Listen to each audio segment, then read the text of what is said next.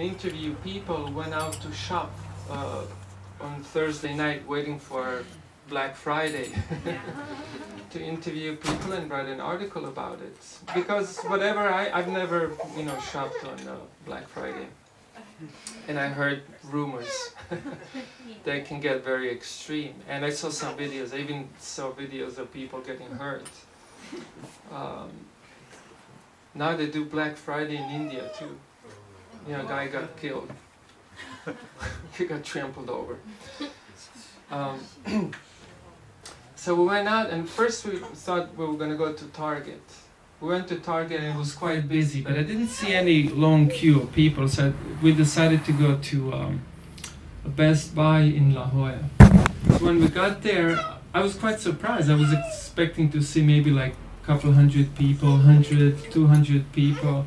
But there were many more people than that. The line was... Anyone of you were perhaps in the line that night?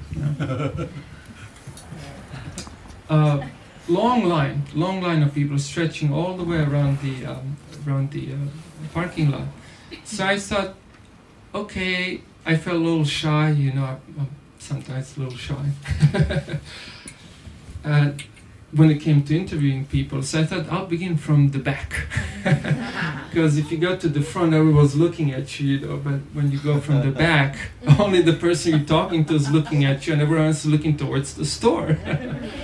So it was about maybe 10:30 or so, and luckily the couple I approached, they were very, very open, very easy, and so that helped me break the ice.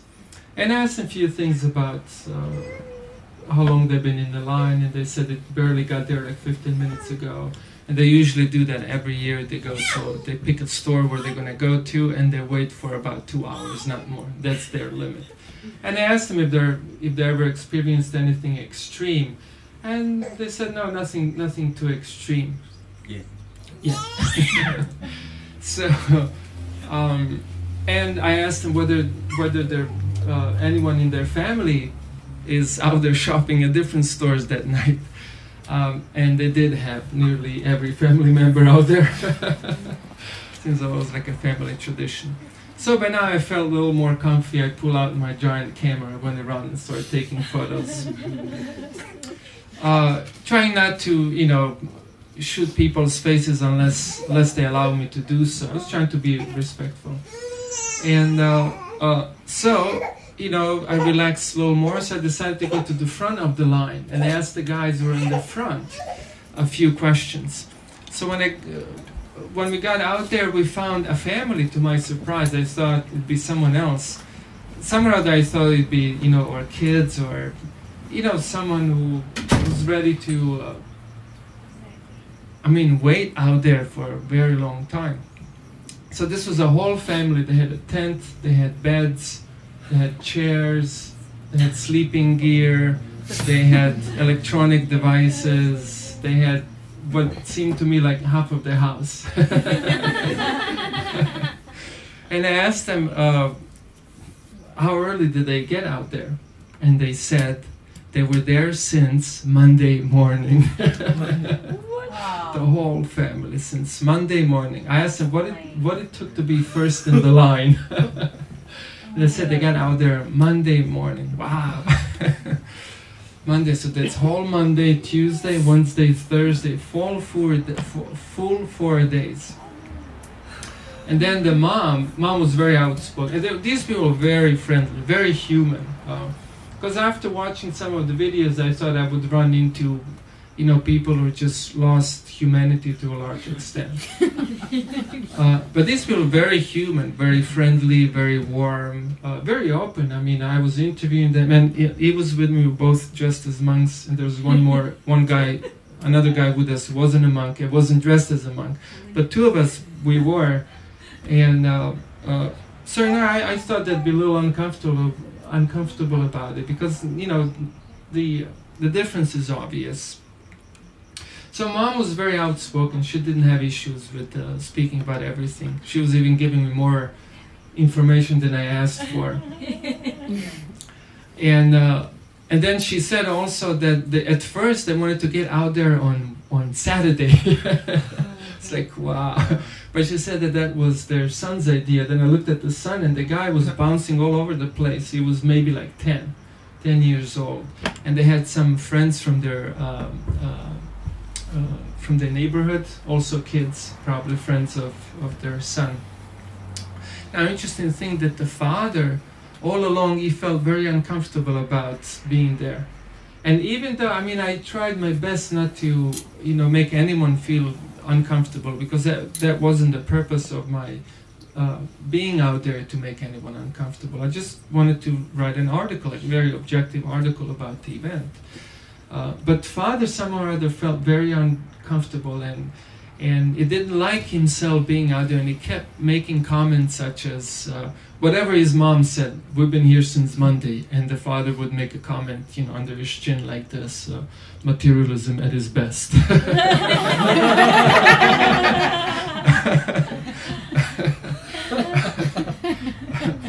Then, and the mom said that was her first time ever. However, everyone else in the family, her neighbors, everyone have done it before, but that was her first time. And I asked her, so what made you come out for the first time? What made you do this for the first time? And she said, TV. And at first I didn't get it. I thought she meant like a TV commercial or something, but she meant TV, like a physical TV. And then she said that last year, the year before, her kids, even though they were highly placed up in the line, they did not manage to get one of those TVs. So this year, they made it sure they get the TV. So they got out there on Monday, and then a father made another comment when she said TV, something about corporate world, I forget what it was. I printed it in the article. You guys will have to wait a few more days till the newspaper, the magazine gets printed. And then we left. And then we thought, let us go to another, because I wanted to interview a cop. I just wanted to see what the law says. So we went to another Best Buy. What was it? Miramar Best Buy. My God, I couldn't believe there were thousands of people in the huge line. Line went all the way around the store. This store is huge. It takes like 20 minutes just to walk around the store. All the way around the line, around the store, and then around the parking lot. I couldn't believe it. I mean, I was shocked. Even now when I think of it, I don't know, I was reminded of many different things, like Holocaust or something. I never seen such a huge queue of people, Usually people have to be in a deep distress to stand in a line like that. Anyhow, and then, even being in front of the line when the doors open, that does not guarantee that you're going to get your items, because you have to run, and you have to run faster than the people behind you. Yeah, because people behind you can outrun you and grab the items before you do. And so anyways, I asked the cop about the event, what was he doing there, and he said at first he was shy, and I thought I was shy. Then I found a guy who was shyer than me, so I felt a little encouraged, so I dominated the conversation. And he told me how he was there in order to prevent different things, mostly fights.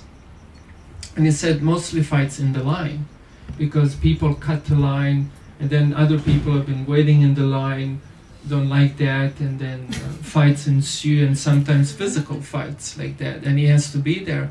So I asked him whether the Best Buy store hired him or deployed him out there, and he said it wasn't the store, it was the city, because the city, after all, these are the tax-paying citizens, so the law ought to protect them.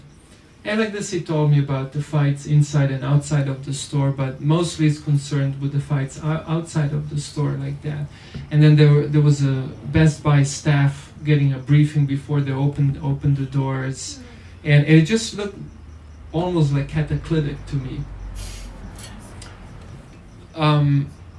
So anyhow, I went back, with all the audio recordings, and people told us about some extreme stuff too, and one more thing I noticed, that nearly everyone we approached, talked to, or even came close to, didn't feel confident about being there. Almost everyone felt a little bit of guilt. That was my impression. Whoever I encountered, everyone felt a little bit of guilt for being out there. You know, I didn't see anyone really proud being out there. And then on the way back, as we were walking out of there, going back to our vehicle, we ran into a friend who tried to hide himself behind the wheel. They were like, "Hey, Hare Krishna."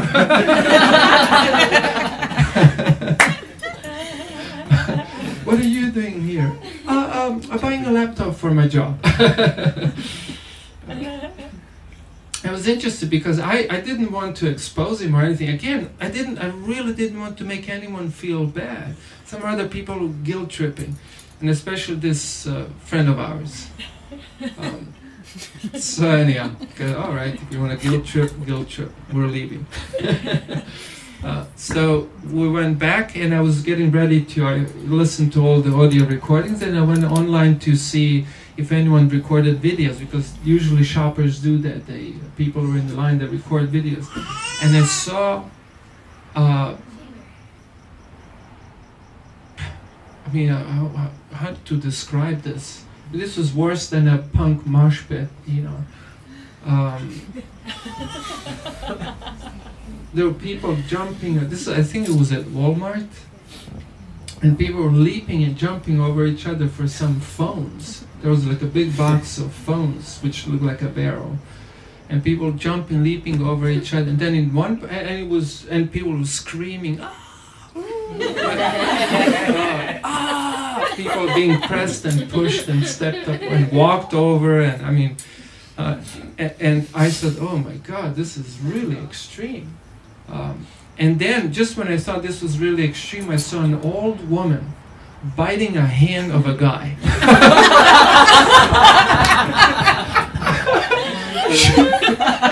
So there was a hand going in front of her face, trying to reach the phone, and she bit on his hand.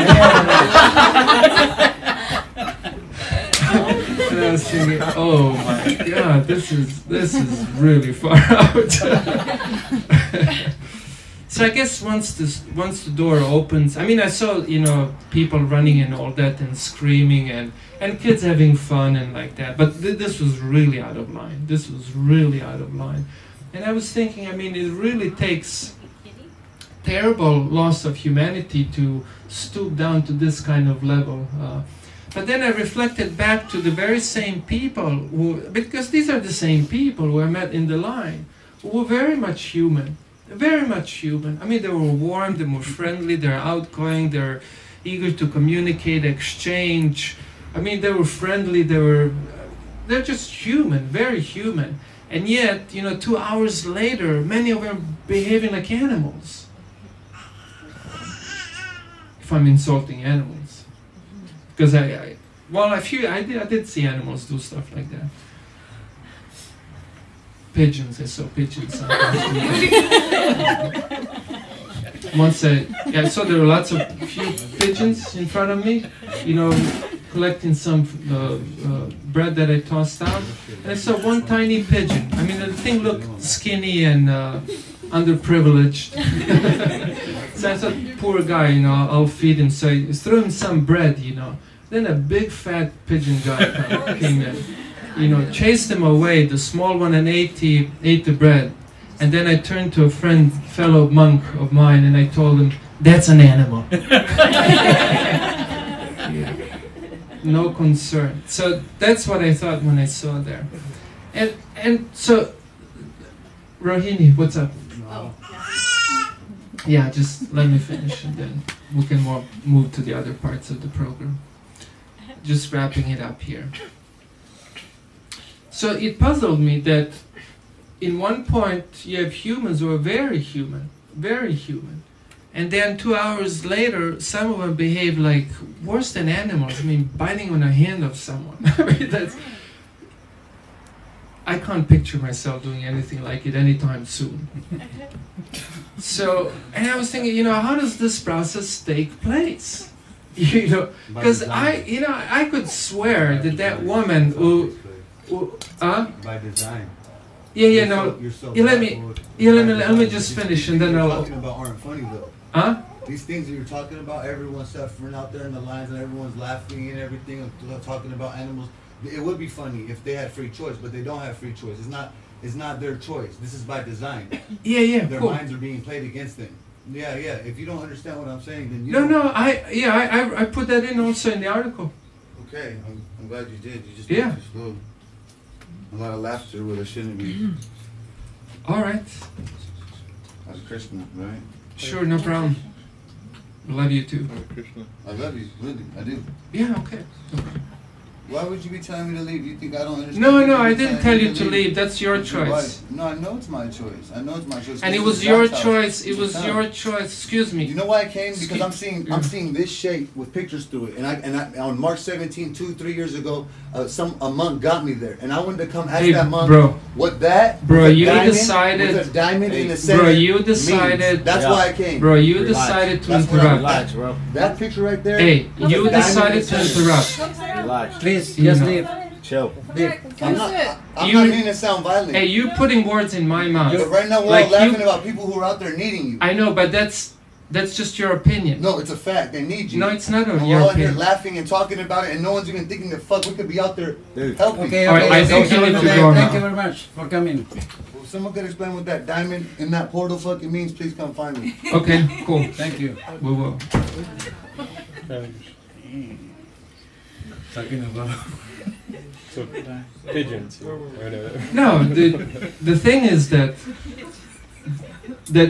woman, I could bet, because I mean, looking at it, the way she was dressed, the features of her face or her expressions, none of them indicated, someone who would do something like that.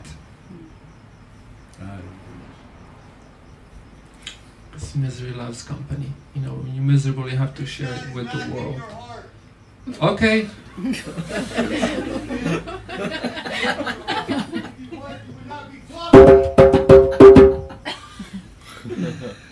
We've been kind enough to listen to you now.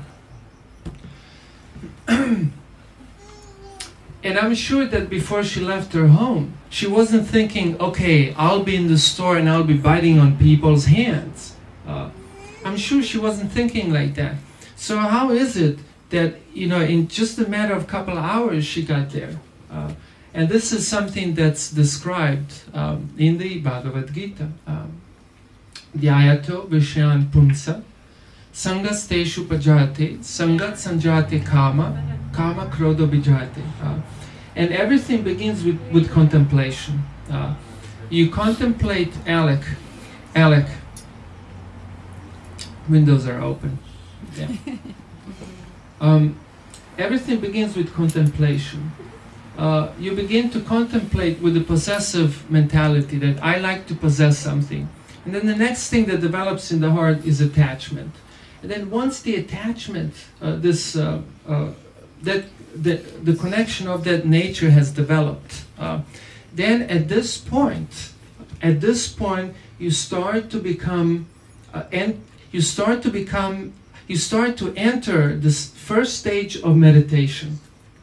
Now the thing about meditation is, when you're absorbed in something, you're oblivious to other things. And this is the reason why people, for example, in the line, cut the line and go before other people, because they cease to be sensitive, in other words, aware of other people's needs. Why? Because they're blinded by, I don't know, whatever it is, TV or any kind of other device, probably an electronic device if we're talking about Best Buy.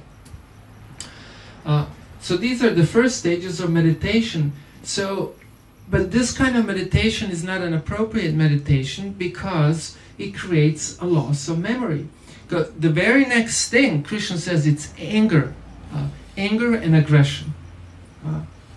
You become attached to whatever it is, an idea, an object, something like that. And then the very next thing is frustration, which is accompanied with anger and violence. Then once that takes place, Krishna says, you lose intelligence. You lose intelligence. You cannot intelligently discriminate. You cannot once you have reached that level of anger, your ability to discriminate is out. And at this point, even biting on someone's hand is like, no problem. You just do it. So that's how it goes. Loss of intelligence. So basically, that's someone loses one's humanity. Now, whether someone, as this fellow said, orchestra, which I actually agree with him, because that was the conclusion of my article, that these people, or otherwise very warm humans, are captivated by, or succumbed, or whatever word did I use, captivated by a powerful social current, which dictates that your self-worth, your value, who you are, everything increases by being a good chopper. As a matter of fact, I remember after September 11, the following year, when September 11, so what year was that? 2000, yeah. So 2002, I remember being across the street here, and I think Bush was the president at the time. Is that right? Mr. Bush, yeah. And he was telling everyone, be good Americans and go out and shop, like that. So that's the culture, you know. And yeah, I agree with him. You know, people become victimized. However, we still have maintained personal responsibility, not to lose our own humanity. And the loss of this humanity begins with this possessive contemplation. It's just a matter of how far will you let this go. Because if you let it go far enough, yeah, I mean, you just behave like an animal. I mean, you can go that far, like that. That's the process.